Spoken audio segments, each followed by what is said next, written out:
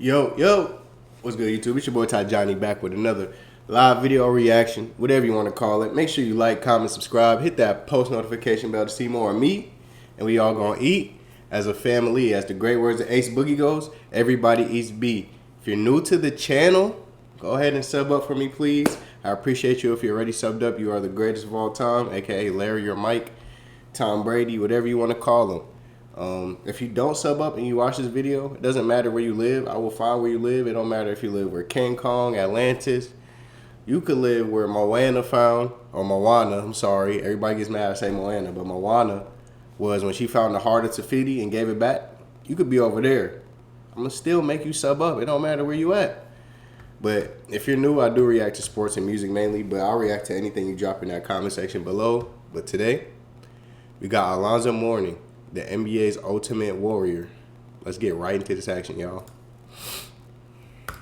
Leader and winner. Alonzo Mourning was one of the best big men of his time. He received multiple awards and honors, and there's one battle he faced that highlighted the type of character he possessed. To start, here's an overview of the legendary career he had. He played a valuable role for the 2006 Miami Heat championship team. He won 2 Defensive Player of the Year awards. He's only one of 10 players to win it multiple times. He's a 7-time All-Star. He led the league in blocks twice. He's currently 6th all-time in career blocks per game, 11th in blocks, and 26th in defensive rating. That is unquestionably the resume of a Hall of Famer. He was inducted in 2014. Right from the start, he proved that this was his potential. In the 1992 draft, he was selected second by the Charlotte Hornets. This was a team that existed for only 4 years. Like most expansion teams, it takes a while before they experience a winning season. They were starting to make progress, and they won 31 games. They had promising young players such as Larry Johnson, Kendall Gill, and of course, Muggsy Bogues. Alonzo Mourning was a missing piece that would take this team to another level. See, I'm gonna be honest. I know who Alonzo Mourning is, but I didn't know about him or him being this good. I never thought he was bad, but I gotta put some respect on his name now. In just his first season, he helped. I did put respect on his name before, though. I'm just saying, like, I gotta put more respect on his name. Hornets improved by 13 wins. They became one of the most exciting teams in the league. They won 44 games, and they had the 5th best record in the East. This is what he produced as a rookie. He averaged 21 points on 51% shooting, 10.3 rebounds, and 3.5 blocks per game. He was already playing like one of the top centers in the league. Take, for example, what he did against the Detroit Pistons late in the season. He had 36 points on 79% shooting, 22 rebounds, and 3 blocks. At times, he was outright dominant. In the playoffs, he showed 0 signs of rookie jitters. In the first round against the battle-tested Boston Celtics, he enforced his will against their legendary front line. In fact, he recorded the best numbers of his playoff career. Give me that. For the series, he averaged 23.8 points on 48% shooting, 9.9 rebounds, and 3.4 blocks per game. But nothing was bigger than what he did in Game 4. They were down by 1 point with 3.3 seconds remaining, and he did this.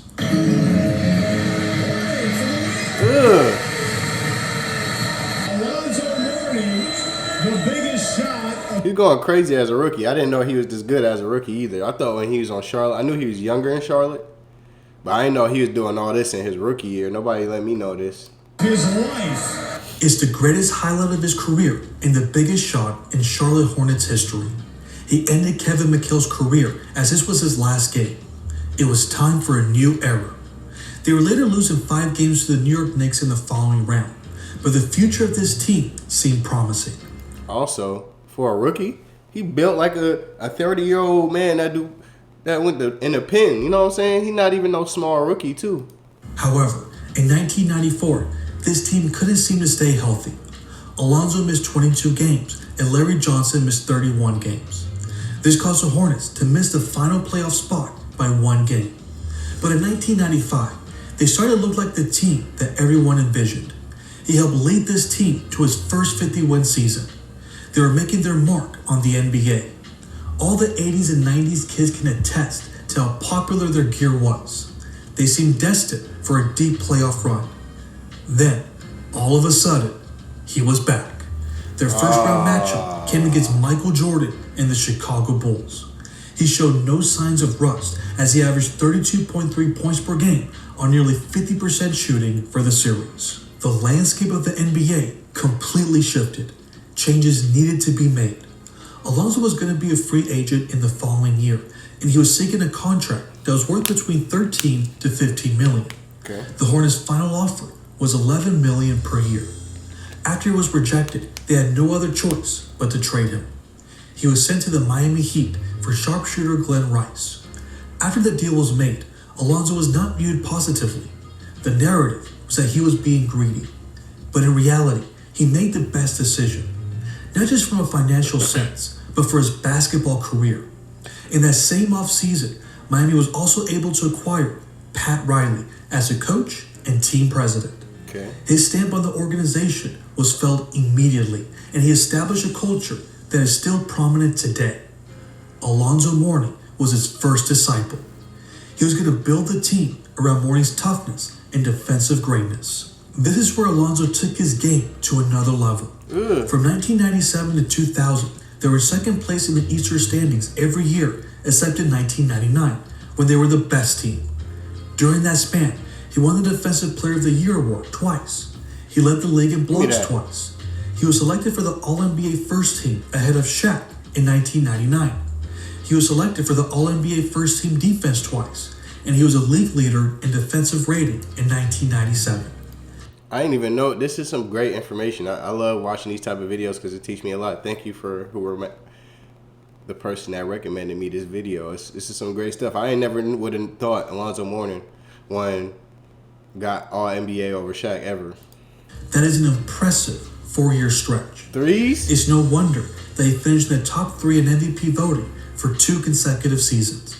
He even finished runner-up in 1999. He was undoubtedly the best center in the league behind Shaq during that span.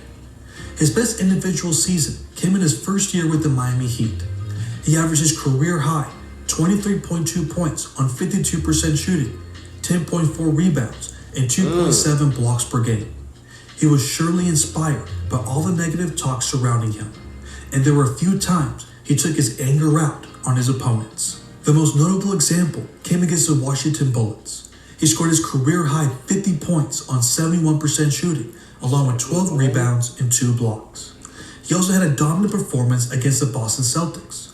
He recorded 45 points on 56% shooting, 11 rebounds, and 7 blocks. This is only the 7th time in history that a player has posted over 45 points and 7 blocks in a game. But his most memorable season, over 45 points. Bob McAdoo, Embiid. That's crazy. I didn't know Embiid was on this list. Oh, that's the OG Larry Nance, isn't it? It's not Larry Nance Jr.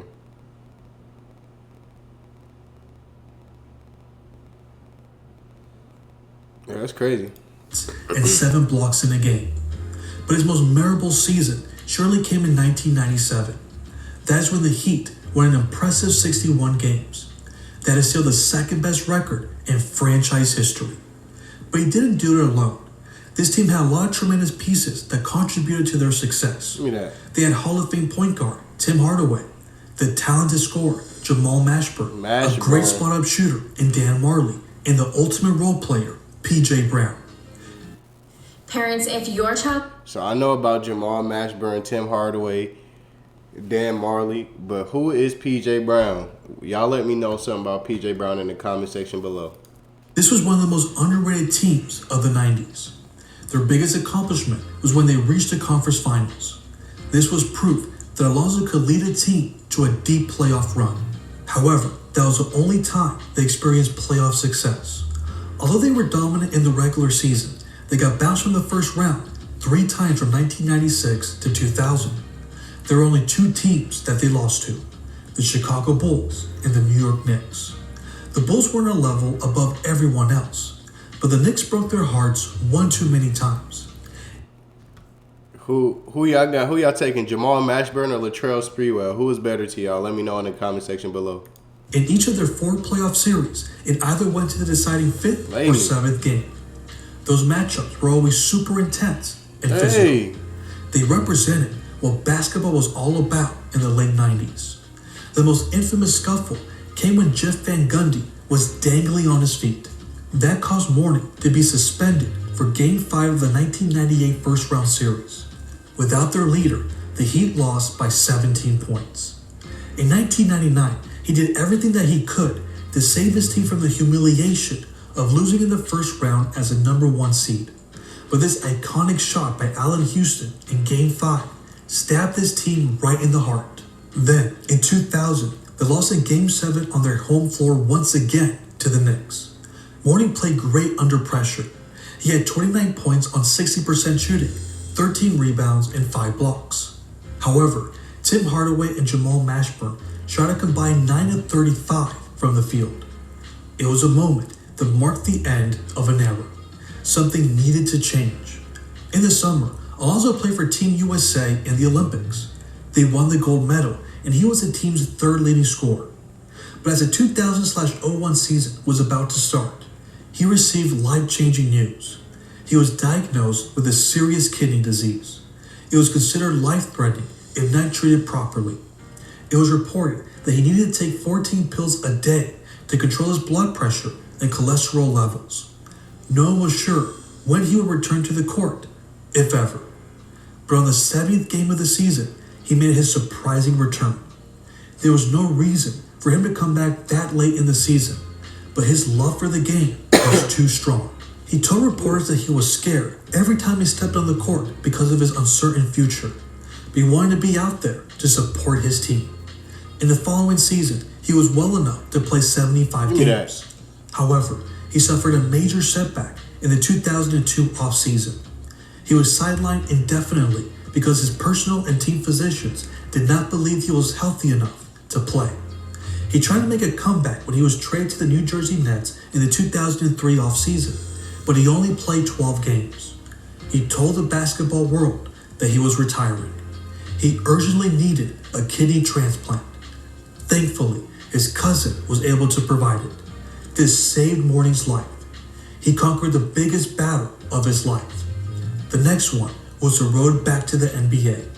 Winning a championship seemed like nothing after everything he endured, but it wasn't going to be easy.